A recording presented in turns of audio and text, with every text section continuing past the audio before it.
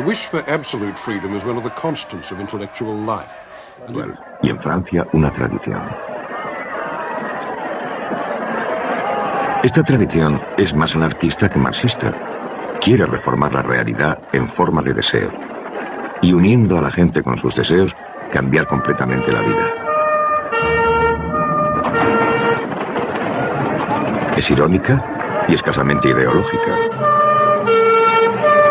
Hace alarde de su absoluta modernidad.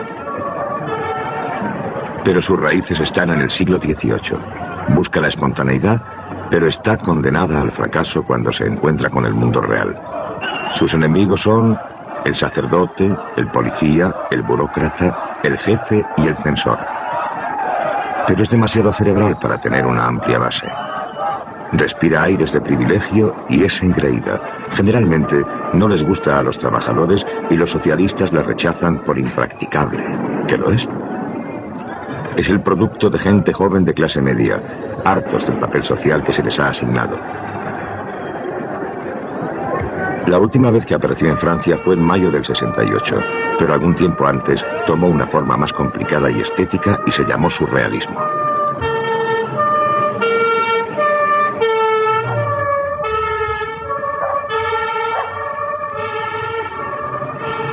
El umbral de la libertad.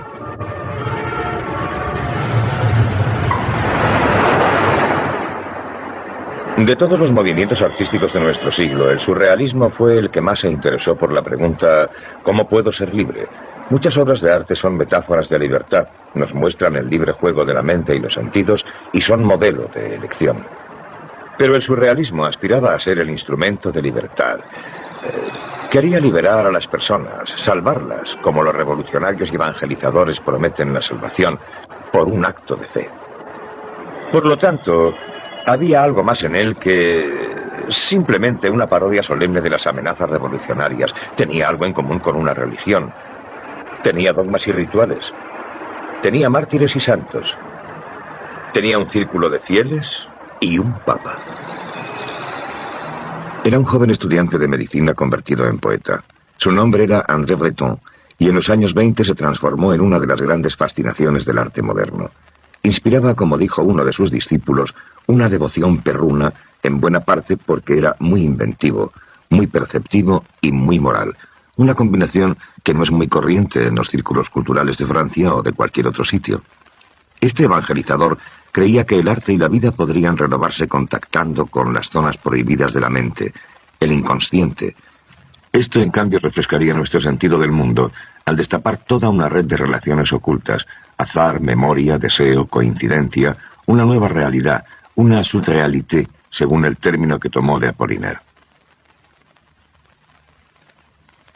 El sueño era el instrumento para ello. El id habla en los sueños. La mente soñadora era la verdad sin legislar, y también lo era la neurosis, la forma permanente e involuntaria de los sueños. En esto, Breton y su círculo formaban parte del gran movimiento intelectual cuyo motor era la obra de Sigmund Freud. Pero realmente no eran freudianos, y no hay pruebas de que Freud los tomara en serio, como tampoco de que Stalin llegara a tener noticia de los masoquistas esfuerzos de los surrealistas para ponerse al servicio del comunismo en los años 30.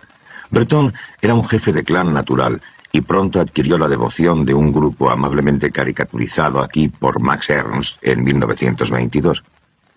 En aquellos primeros años era sobre todo un grupo literario, pero el espíritu que preside la pintura surrealista estaba allí. Su nombre era Giorgio de Chirico, y su obra fue el eslabón entre romanticismo y surrealismo. Bajo la superficie racionalista del arte decimonónico fluye una fascinación por los sueños, por el misterio, la melancolía y el miedo. Era un mundo de fantasmas prefreudianos. La influencia más grande en De Chirico viene de Arnold Böcklin, un alemán del siglo XIX. Estaba especializado en imágenes de muerte y melancolía dispuestas entre las ruinas y costas italianas.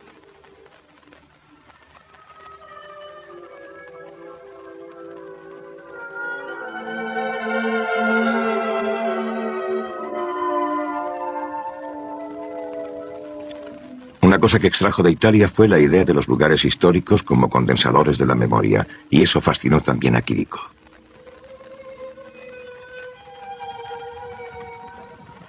Lo que descubrió en las plazas y arcadas de Italia no fue la sólida realidad arquitectónica, sino su teatralidad.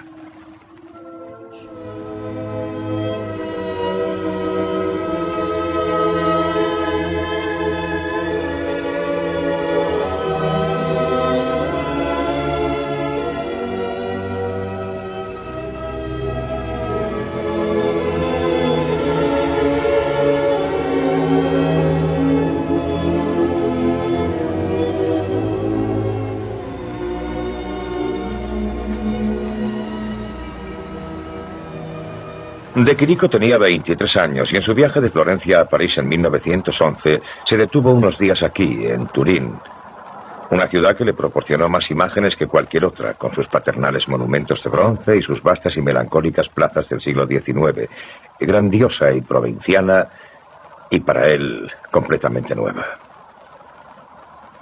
Después observó que esta novedad es una extraña y profunda poesía basada en la atmósfera de una tarde de otoño cuando el cielo está claro y las sombras son más alargadas que a mitad del verano. Y no hay una ciudad italiana, dijo, en la que se despliegue más este extraordinario fenómeno que en Turín.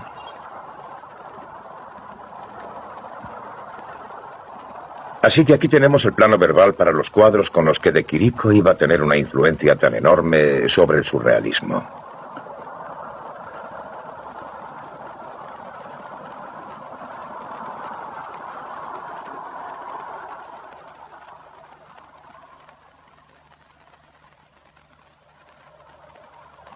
Así como el teatro reemplaza a la vida, así la nostalgia reemplaza la historia, y sus emblemas son la plaza soleada, las oscuras figurillas, la torre, el reloj parado y el tren.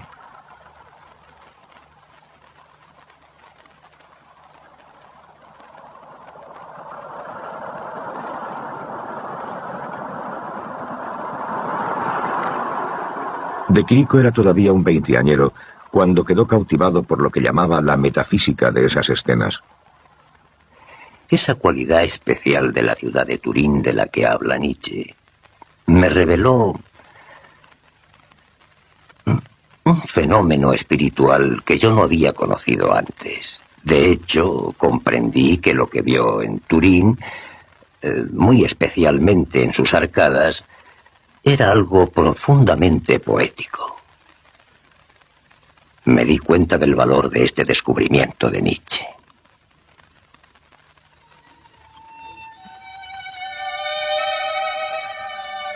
La Italia de Chirico es un lugar triste. Sus perspectivas sugieren que la realidad está muy lejos, que quizás sea inalcanzable.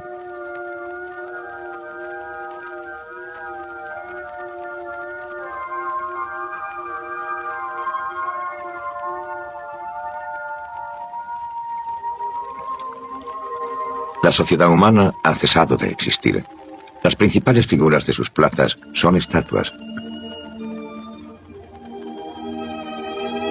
Y en el más inquietante de todos sus cuadros, llamado Misterio y Melancolía de una calle, la estatua ni siquiera aparece. Tan solo se anuncia con la punta de su larga sombra, atrayendo a la niña hacia ella.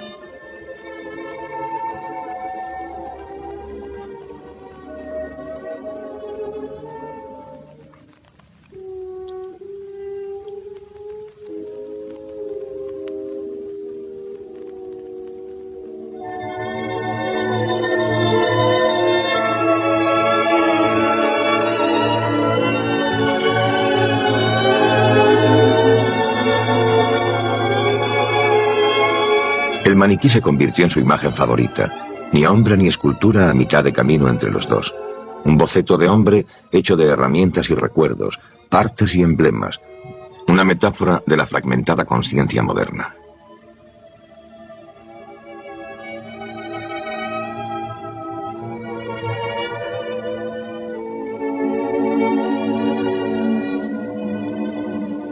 Este espacio inclinado viene más del cubismo que de las plazas italianas reales.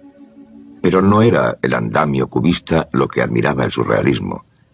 Eran los extraños encuentros entre objetos y la claridad que los pintores surrealistas imitarían más tarde porque hace que el sueño parezca real.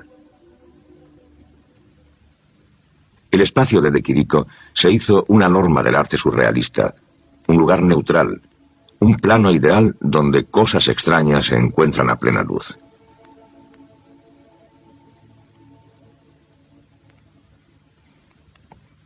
Las raíces de esta idea están en la obra de Isidore Ducas, que escribió bajo el nombre de Conde de Lautréamont un largo e ilegible poema en prosa llamado Los Cantos de Maldoror.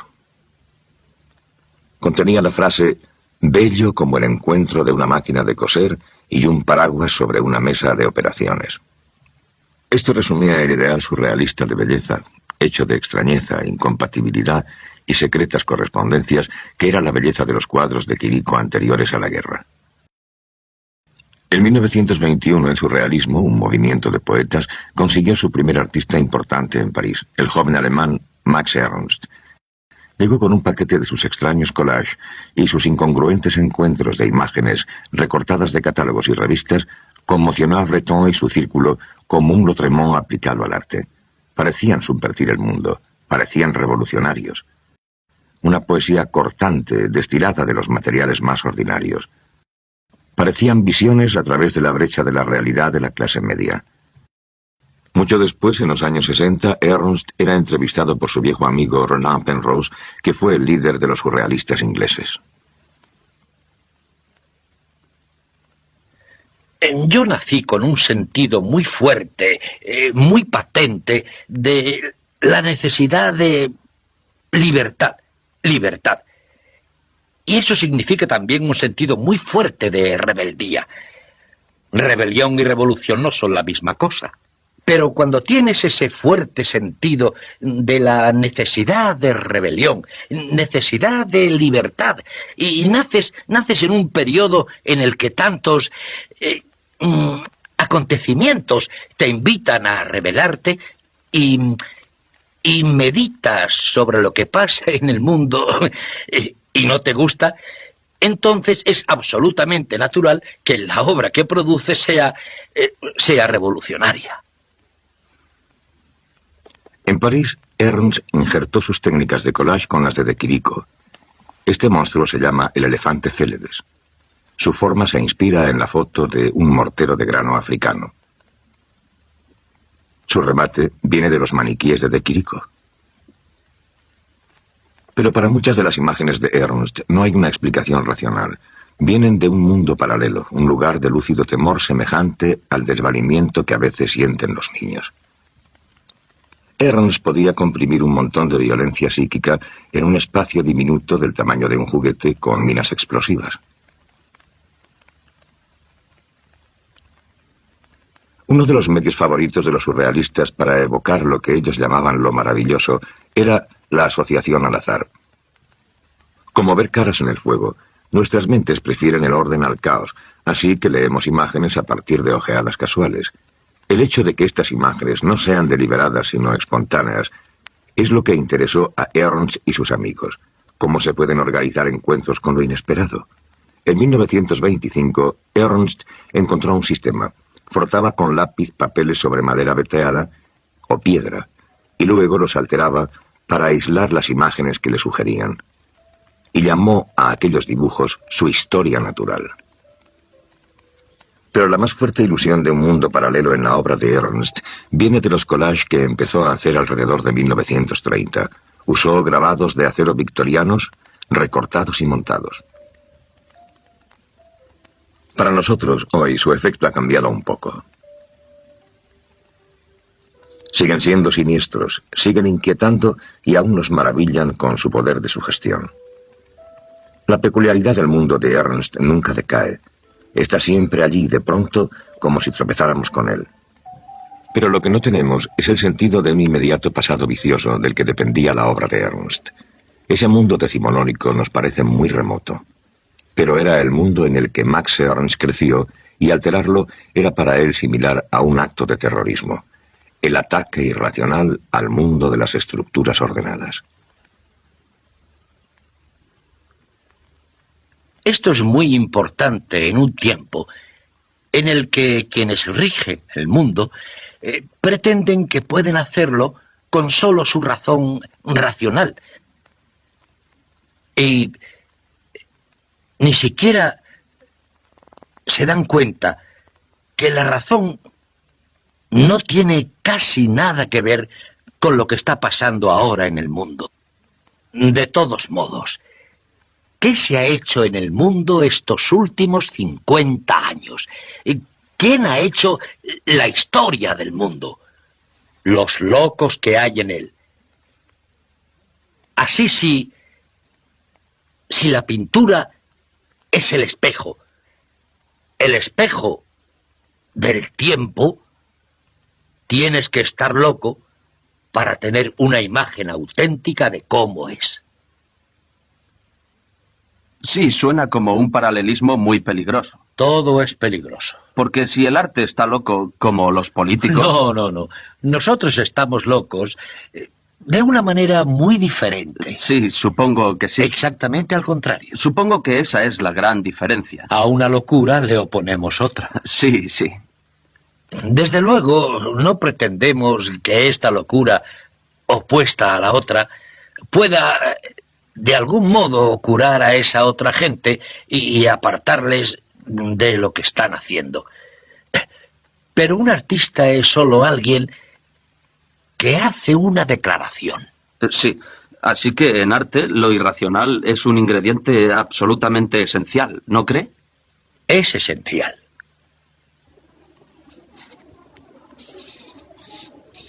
La irracionalidad no tiene una forma fija, y en su búsqueda los surrealistas tenían que imitar las convenciones del arte en el que aparecía.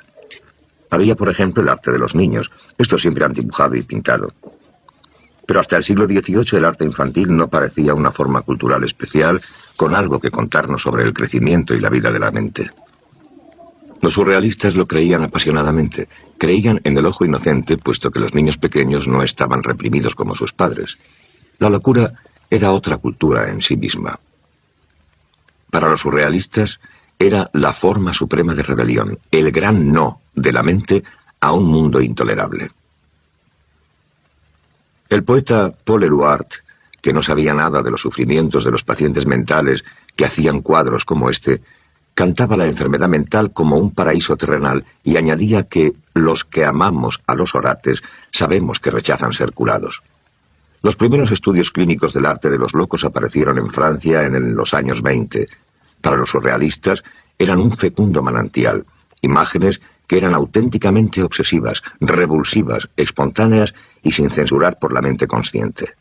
La tercera fuente de lo irracional era el arte primitivo, la obra de hombres y mujeres autodidactas, los pintores de domingo, los aficionados y maniáticos. Su frenesí por hacer imágenes era puro, y esto les parecía a los surrealistas más valioso que cualquier muestra de la pintura profesional. El más grande de ellos fue Rousseau, conocido como Le Douanier, o el aduanero, con sus minuciosas visiones de una jungla que no vio jamás. Estas, para los surrealistas, eran lo maravilloso hecho realidad.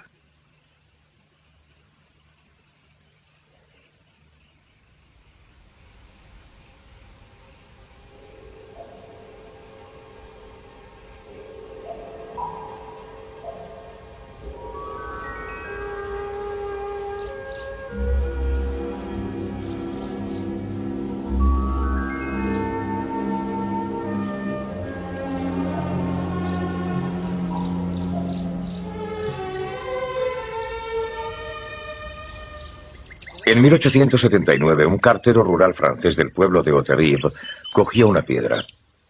Tenía entonces 43 años y su nombre era Joseph Ferdinand Geval. No tenía absolutamente ninguna formación arquitectónica, pero sí un fortísimo sentido de inmortalidad, y durante los siguientes 33 años trabajó sin cesar aquí, en el patio trasero de su casa. 93.000 horas trabajando por su cuenta para construir esto.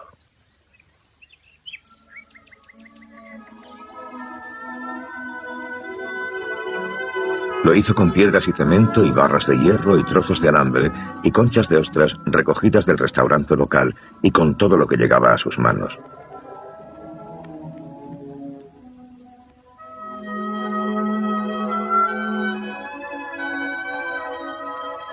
Era su palacio ideal, su testamento para el futuro. Era también la mayor obra de arte no oficial que ha venido a nosotros desde el siglo XIX. Una catedral de la mente inconsciente.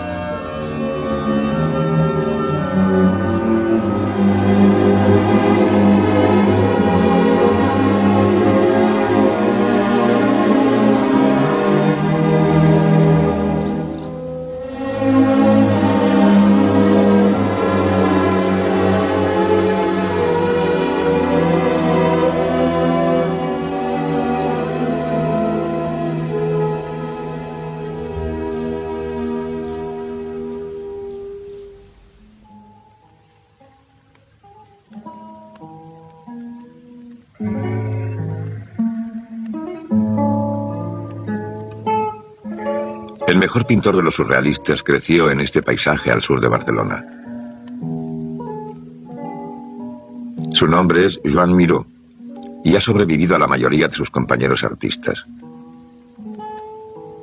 En cierto sentido, Miró no se unió al movimiento.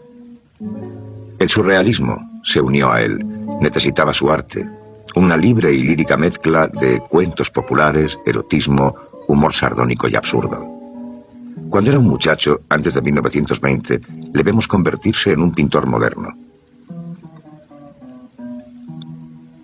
Primero, el brillante color mediterráneo derivado de Matisse. Y luego mirando al cubismo para la geometría. En esta etapa su arte es una visión de detalles, como un bíblico recuento de bendiciones. Los caballones de la tierra arada, los nítidos perfiles del granero y la casa. Las criaturas aparecen planas y brillantes, una a una, como en los frescos románicos catalanes. Miró su distanción del cubismo con este cuadro, El campo labrado. Aquí están los surcos del arado, una casa y delante una yegua amamantando a su potrillo. Pero al árbol le ha crecido una oreja. Y ese lagarto está hablando con un caracol mientras lee un periódico francés, una especie de saludo irónico al cubismo. Y arriba, por el aire, un gallo saltando de un árbol cacareando, mientras la nube, bajo él, se convierte en sus plumas. Es un paisaje metamórfico. Todo en él puede convertirse en algo distinto.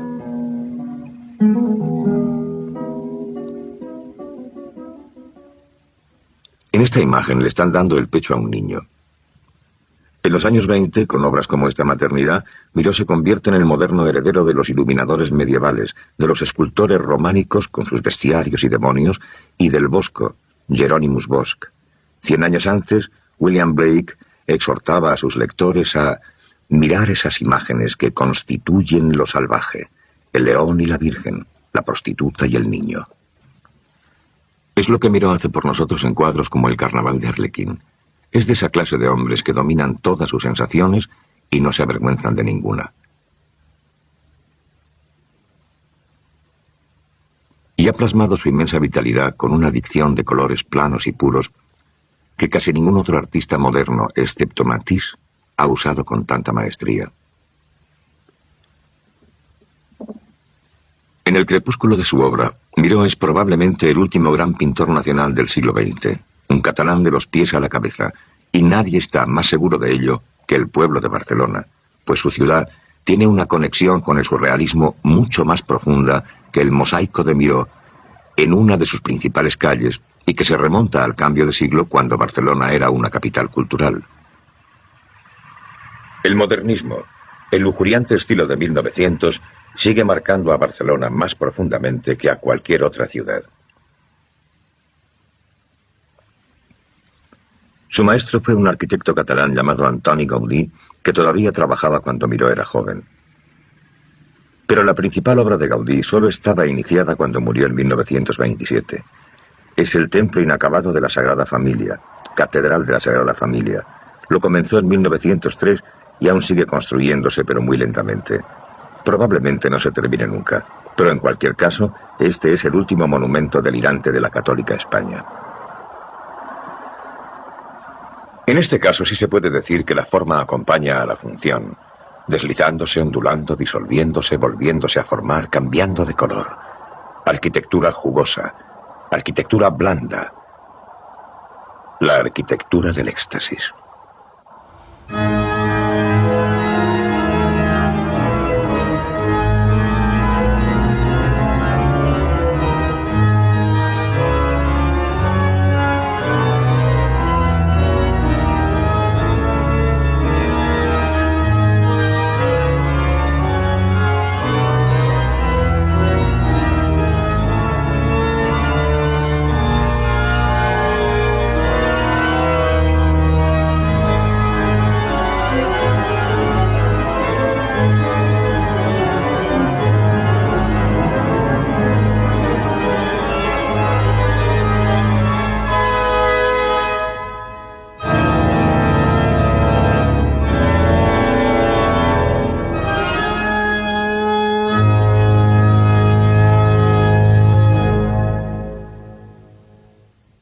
En la parte alta de la ciudad está el Parque Güell, que Gaudí creó para sus principales clientes, la familia Güell.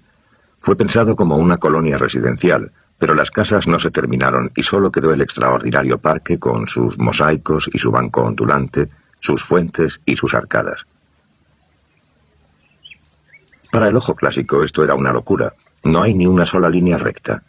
Para el gusto purista y avanzado de los años 20 y 30, el modernismo realmente no era más que basura de lujo.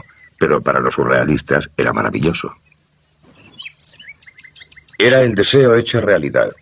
Y en el fondo del estilo podemos encontrar una especie de irritación nerviosa, una sensación de la materia continuamente haciéndose metáfora que les era muy congénita y que resultó el legado de otro genio catalán ligeramente más dudoso, Salvador Dalí.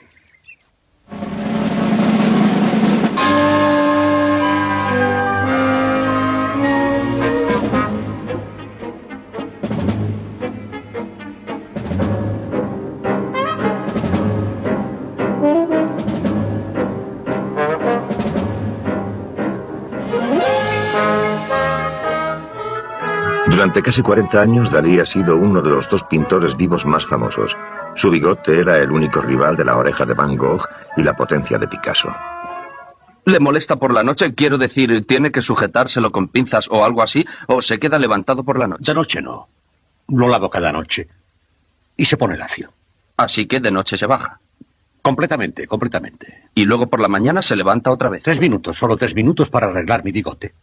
Entonces siente que se puede enfrentar al mundo con ese maravilloso bigote levantado. Sí, porque cada día se hace más práctico para mi inspiración. Bien, me fascina saberlo.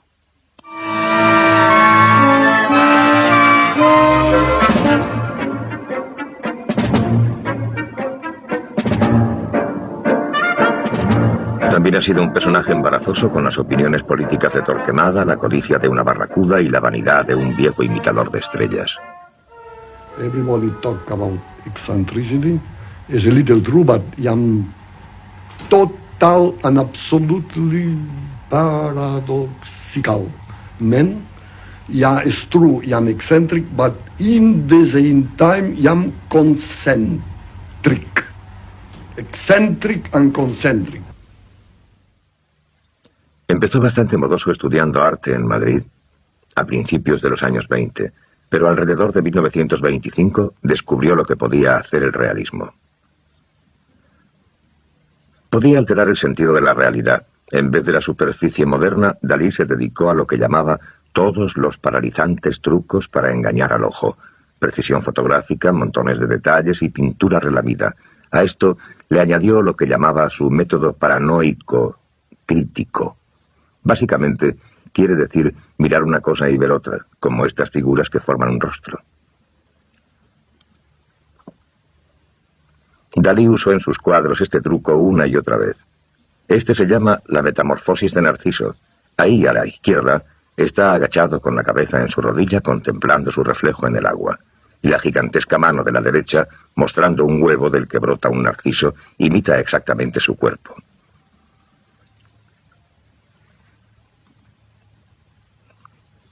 El considerable narcisismo propio de Dalí produjo muchos autorretratos, algunos bastante claros, como este.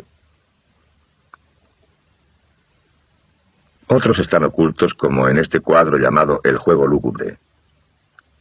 Un saltamontes se adhiere a la blanda forma amarilla, que es el perfil deshuesado de Dalí, como está aquí, y dispuesto boca abajo y lateral. Y ese mismo perfil, pero ahora como cera derretida, aparece en la playa en su imagen más famosa, La persistencia de la memoria. Dalí tenía un brillante sentido de la provocación. Llegó hasta alarmar a Breton y provocó una solemne disputa entre sus compañeros surrealistas sobre si unos pantalones salpicados de heces eran una imagen del sueño aceptable o no. Como una glándula irritada por un continuo rascar, su mente desprendió muchas de tales imágenes antes de finales de los 30, en que comenzaron a hacerse tediosas y previsibles. Y muchas de ellas tenían que ver con el sexo, sangre, estiércol y putrefacción, mezcladas con declaraciones de impotencia y culpa. Pues a Dalí lo que más le gustaba era hablar de flacidez, carne pasada, queso podrido, muñones colgando de muletas, relojes blandos. Dalí heredó mucho del arte religioso español, una morbidez de la carne casi paralizante. Es fosforescente, siempre al borde de la disolución y la podredumbre. En él no hay nada parecido al confiado cuerpo del clasicismo, pero tampoco hay una trascendencia espiritual. Él mismo se encerró en la prisión de la mente narcisista y luego tiró la llave. Eventualmente, los sueños no eran en absoluto sueños reales, solo Dalí siendo Dalí, la barraca de feria de Lid. No había cumplido los 40 cuando Freud dijo su última palabra sobre él. No es lo inconsciente lo que busco en sus cuadros, escribió, sino lo consciente. Su misterio se manifiesta sin rodeos. El cuadro es solo un mecanismo para revelarlo.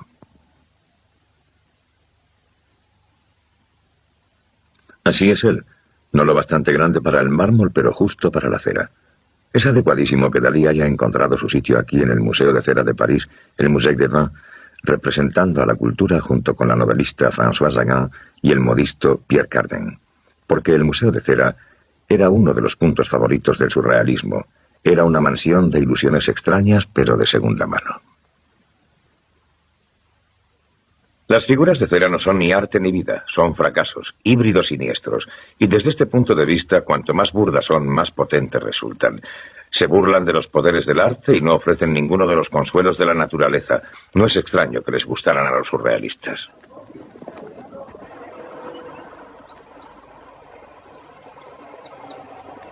Excepto como fondo, el paisaje no le interesaba al surrealismo.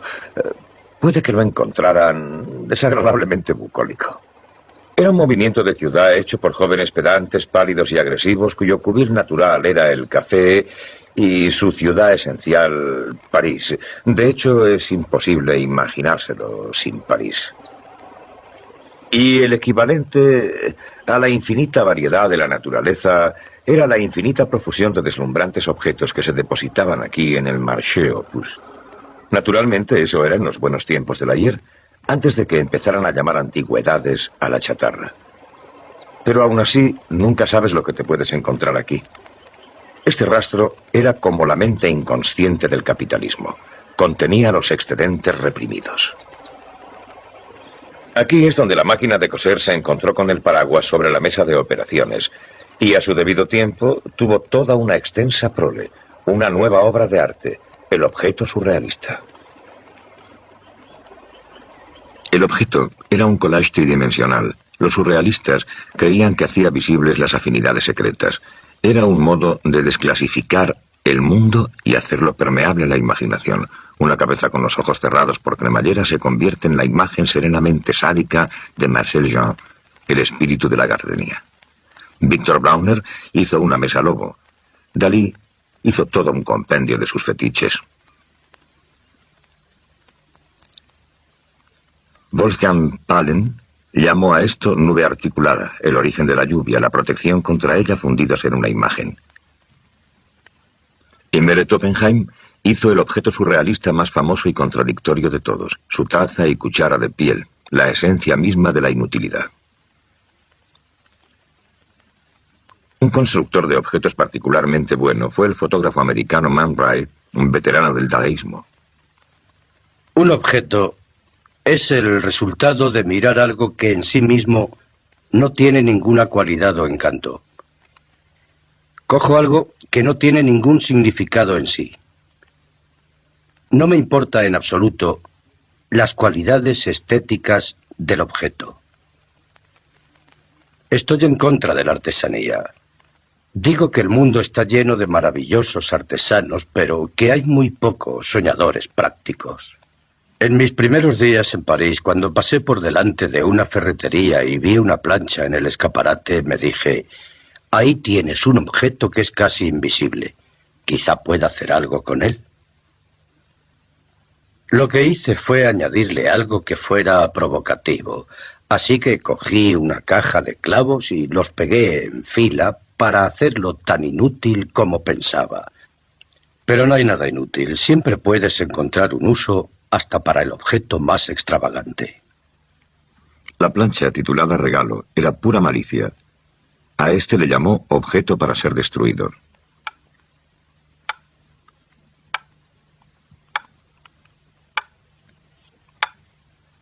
El culto a los objetos subrayó otro aspecto de la imaginación surrealista: la creencia de que lo maravilloso, ese estado casi de excitación sexual que Breton llamó belleza convulsiva, estaba siempre a mano, oculto justo bajo la piel de la realidad.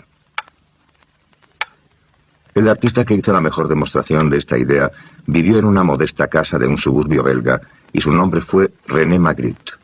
Magritte era el perfecto burgués, bajito, taciturno, suburbano. Murió en 1968, pero su obra sigue sirviendo a su audiencia del mismo modo que los pintores de historia victorianos servían a la suya. A la gente le gustan las historias, pero el arte moderno no cuenta demasiadas. ¿Y Magritte sí? De todos modos, sus historias no son narrativas, son instantáneas de lo imposible.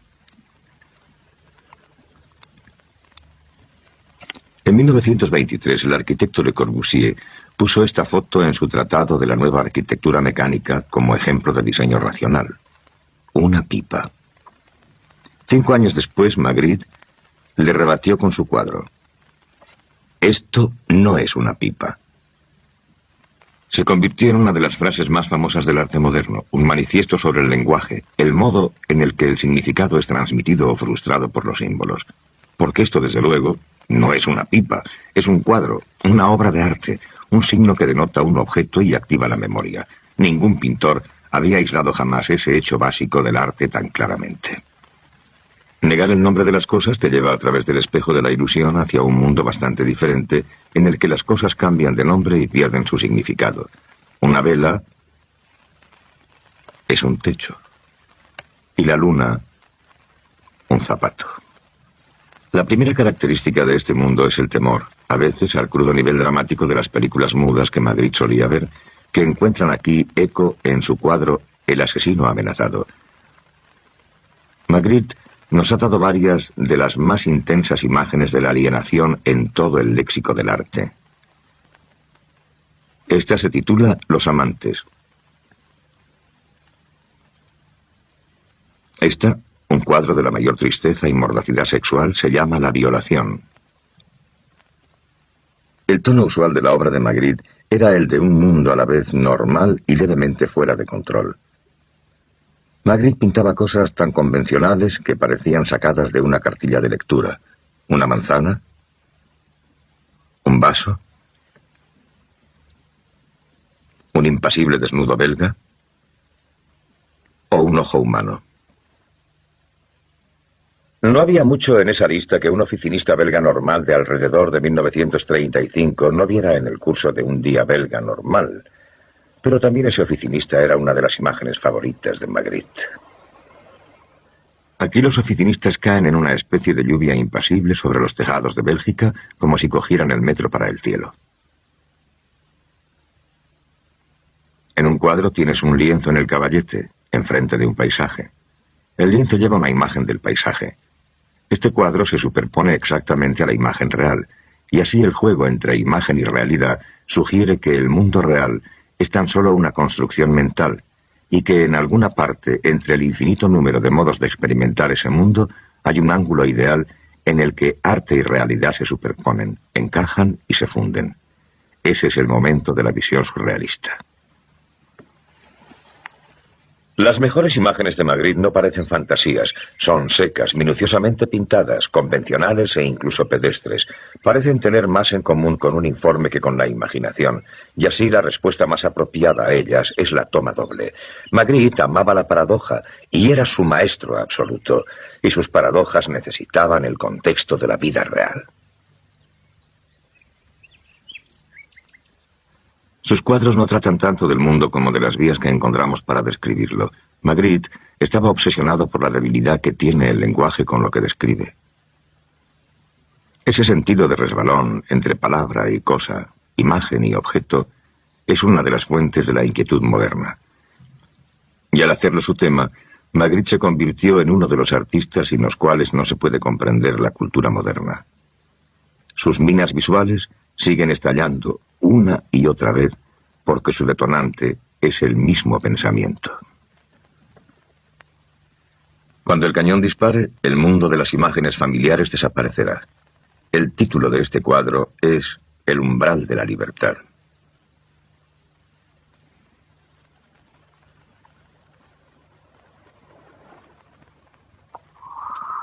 Los surrealistas no tenían héroes políticos ni vivos ni muertos, pero tenían una galería de santos, de hombres y mujeres que consideraban que habían vivido los ideales del movimiento antes de su tiempo. Y de estos, el más grande era el Marqués de Sade, cuyo castillo en Lacoste, en Provenza, estaba considerado como uno de los santos lugares del movimiento surrealista. El divino Marqués era un hombre del siglo XVIII, al que los surrealistas respetaban porque predicó la supremacía del deseo y demostró algo que se ha convertido en un tópico de nuestro siglo, que para establecer el dominio de la razón, la imaginación debe ser reprimida y censurada. Sade fue el primer escritor que comprendió la relación entre sexo y política. La mayor parte de su obra la hizo en la cárcel, un buen sitio para pensar en lo impensable. Se convirtió en la incalificable respuesta a Rousseau y a su gazmoña propuesta de la bondad natural del hombre cuando vive en estado natural. Nada de eso, dijo Sade. No sabemos cómo son nuestras naturalezas y, más aún, no podemos llegar a conocerlas hasta que no lleguemos al límite absoluto de nuestros deseos, por muy espantoso que resulte este descubrimiento. Sade era un blasfemo, un ateo y un traidor a su clase, la aristocracia. Es natural, pues, que fuera tan atractivo para los surrealistas, que también eran ateos, blasfemos y traidores a su clase, la burguesía. El homenaje de los surrealistas a Sade, como esta propuesta de monumento de Man Ray, a menudo tenía un tono blasfemo que hoy puede parecer un poco anticuado, pero los surrealistas eran casi todos católicos bautizados y vivían en Francia cuando la Iglesia todavía tenía un gran poder. La peor blasfemia fue obra de Max Ernst. La Virgen María dándole una azotaina al niño Jesús, contemplada por los 3 Reyes Magos. Éluard Breton y el mismo Max Ernst.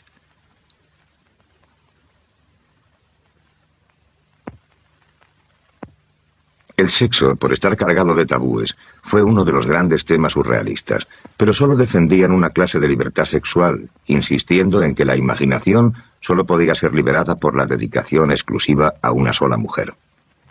Pero este espíritu romántico no pasó a su arte. En él, la idea de la mujer era la de una cosa, un maniquí o un mueble. En la escultura de Hans Belmer, la mujer no es más que una muñeca sexual, usada, manipulada e intensamente pornográfica. Pero a medida que pasaba la década de los 30, desde la Guerra Civil Española hasta 1939, su tono era más de apocalipsis que de frustración. Max Ernst resumió la sensación de amenaza en un cuadro profético llamado Europa después de la lluvia, un lugar reducido a un espeluznante anonimato, un planeta vacío, todo ruinas y jungla y decadencia. Y cuando la lluvia cayó de verdad y el ejército alemán invadió Francia, los surrealistas se largaron.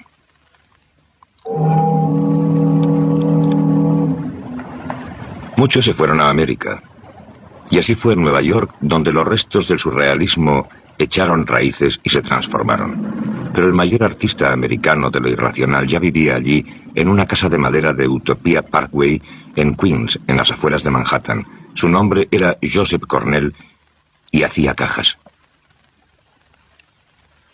En cierto sentido, la caja era una metáfora de la propia timidez de Cornell. Muy pocos artistas americanos han rehuido tanto su vida pública para defender su intimidad. Y aquí están sus emblemas, conservados bajo cristal, archivados entre muros de madera. Representan una realidad distante, no es exactamente una realidad histórica, más bien un teatro de la memoria cuyas imágenes van y vienen, combinándose una y otra vez. Los pájaros y los planetas, amuletos, hoteles de provincias y bailarinas y sellos extranjeros.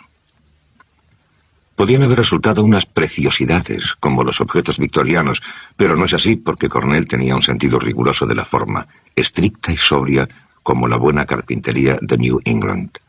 Los cuadros de Quirico están llenos de nostalgia por la experiencia perdida, pero en Cornell hay mucha menos sensación de pérdida. Todo está aquí y dominado como están los recuerdos en la mente. Algunas de las cajas son muy elaboradas. Este se llama El Egipto de Mademoiselle Cléo de Merode. Esta fue una famosa cortesana francesa de 1890 con una reputación de avariciosa y bella por igual. En efecto, Cornell la compara con Cleopatra y le hace un cofrecillo con los emblemas de Egipto. Una esfinge, arena, perlas, serpientes del Nilo y todo lo demás. Cornell era ya un artista evolucionado, aunque desconocido, antes de que los surrealistas llegaran a América. La parte de lo irracional americano que debe más al surrealismo de los años 40 es la obra de pintores como Jackson Pollock, Mark Rothko y Arshile Gorky, que después serían llamados expresionistas abstractos, y entre ellos el puente fue Gorky. Este refugiado armenio tuvo una carrera peculiar con su febril imaginación, una profunda inseguridad y un eventual suicidio a los 44 años. Durante casi 20 años estuvo haciendo pastiches de los artistas que quería ser, de Picasso, luego de Miró, imitándoles en cuadros como este. Y luego, casi de golpe y porrazo, Gorky se descubrió a sí mismo.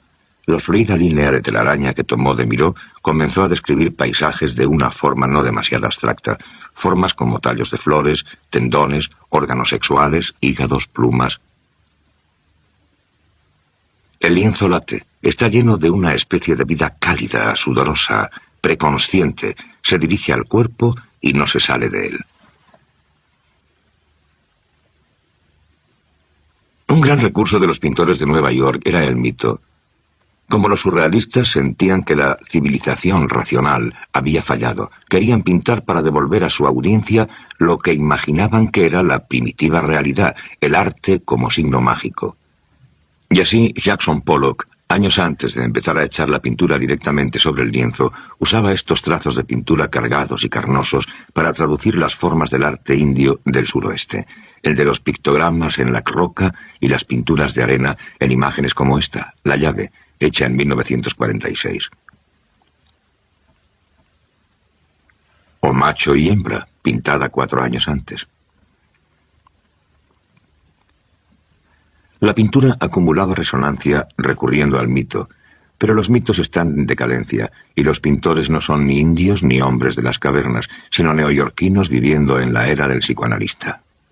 Eran como artistas religiosos sin un contexto, y como los surrealistas sacaron la conclusión de que las únicas zonas sin polucionar que le quedaban a la imaginación moderna eran el inconsciente y el distante pasado. Con su minúscula audiencia y su exaltado sentido del papel del artista, los pintores americanos como Rothko en los años 40 fueron los últimos románticos, los últimos artistas que pintaban creyendo que el arte tenía el poder de cambiar las condiciones de vida objetivas.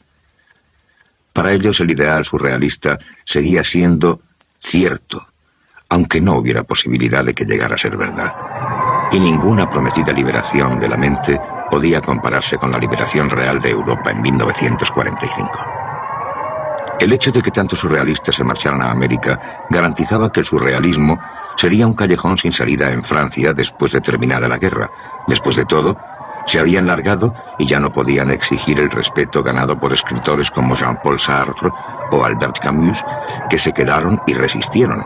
Así que el surrealismo desapareció como movimiento y su absorción por la moda, que se inició a finales de los años 30, se hizo casi completa. El movimiento que había confiado en remodelar la mente del hombre occidental acabó anunciando bebidas y cigarrillos. Bueno, ¿eso es todo? Ni mucho menos, porque la memoria del surrealismo, su depósito de ideas, fue explotada en los años 60 y 70 por un artista tras otro. Como propuesta de libertad, seguía siendo infinitamente intrigante. En 1969, el artista rumano Christo envolvió con plástico y cuerdas toda una sección de la costa australiana. Esto nos remitía a 1920, cuando Man Ray envolvió una máquina de coser con una manta y la llamó El enigma de Isidore Ducas. Por el mismo motivo, Breton escribió que el acto surrealista más simple, el más gratuito, sería salir a la calle disparándole a la gente al azar. Ahora, casi 50 años después, un californiano llamado Chris Burden descargó su revólver sobre un avión de línea que despegaba en Los Ángeles. Falló. A esa acción la llamó arte.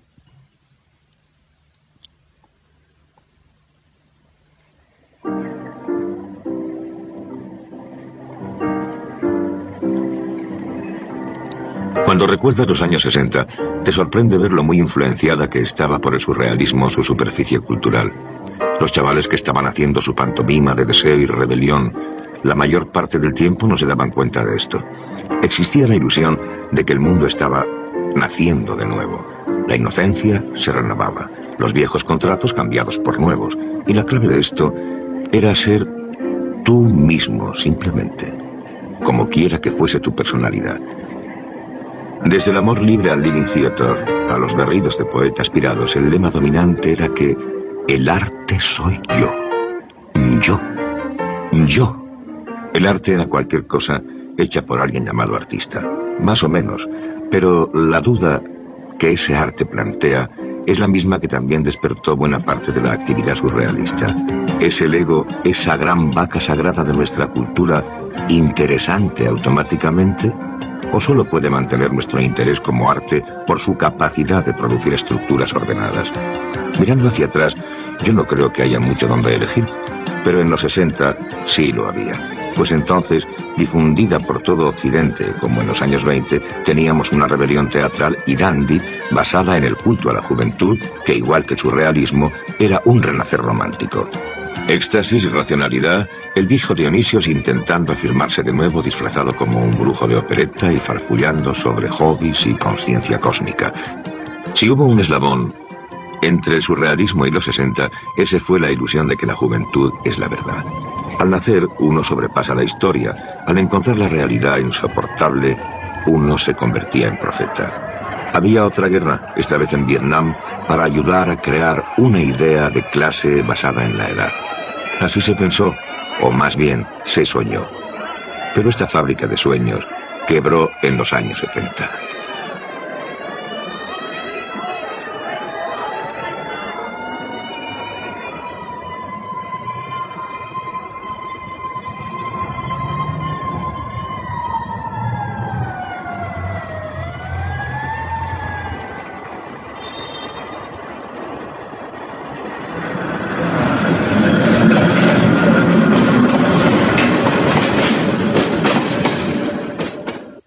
¿Qué queda del surrealismo? No mucho. Se convirtió precisamente en lo que no quiso ser, un estilo, y además un estilo que duró poco. Los artistas europeos tardaron casi 200 años en digerir las implicaciones de los desnudos de Miguel Ángel, pero el surrealismo fue digerido por completo en 50 años, la cuarta parte de tiempo. Y durante todo este tiempo sus artimañas llegaron a parecer más nostálgicas que revolucionarias. Los Magrittes y Max Ernst, que antaño fueron intragables y contradictorios, ahora acaban consiguiendo precios altísimos en las subastas como meras unidades en esa suave corriente de cambio que empaña los significados del arte. Pero esto tiene otro perfil, pues el surrealismo no fue tanto un movimiento artístico como una rebelión de la mente que hizo de la pintura su vehículo. Puede que no vuelva a cobijarse en la pintura. Ayer el fantasma revoltoso tiraba bandejas en la cocina. Mañana puede que alborote el salón. Nunca se sabe. Es un fantasma muy resistente y duro de exorcizar, pero al que le va todo lo respondón, extravagante y libre. Y su misma picardía, su perversidad, es una forma de inocencia, una declaración de fe.